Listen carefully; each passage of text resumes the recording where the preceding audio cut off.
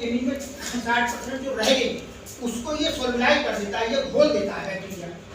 Bacteria का काम ही है उसकी फास्फोरस को घोलने का काम।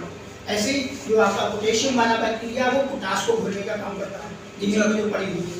जैसे आपने बताया कि ये जो घुलने का काम करता है, जो 30% जमीन में रहा या 60% जमीन में जो रहा, क्या वो सुरक्षित रहता है या जमीन में और नीचे चला जाता है? तो फास्फोरस और पोटास सुरक्षित रहती है, नाइट्रोजन लीच कर जाती है बहुत जल्दी घुल के।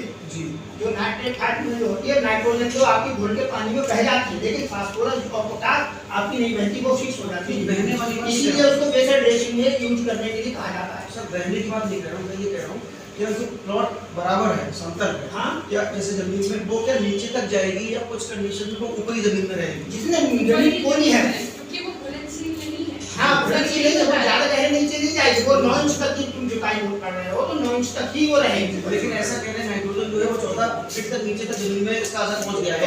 जहाँ तक पानी जाएगा नाइट्रोजन वहाँ तक चली जाएगी, वो घुलनशील है।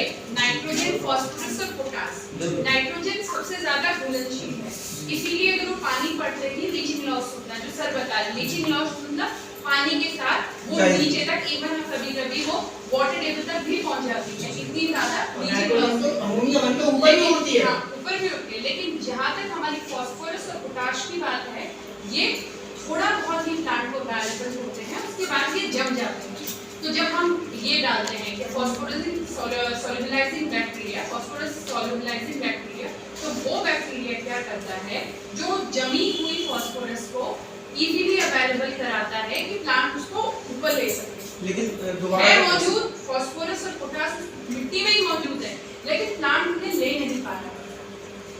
दोबारा एक फसल हो गई, हाँ। दोबारा अगर फसल लगाएंगे तो क्या जो जमीन हुई उसमें से वो पौधे को नहीं मिल पाएंगे? नहीं मिल पाएगी, वो जम चुकी है, वो अब जमीन की स्टेज में आ चुकी है।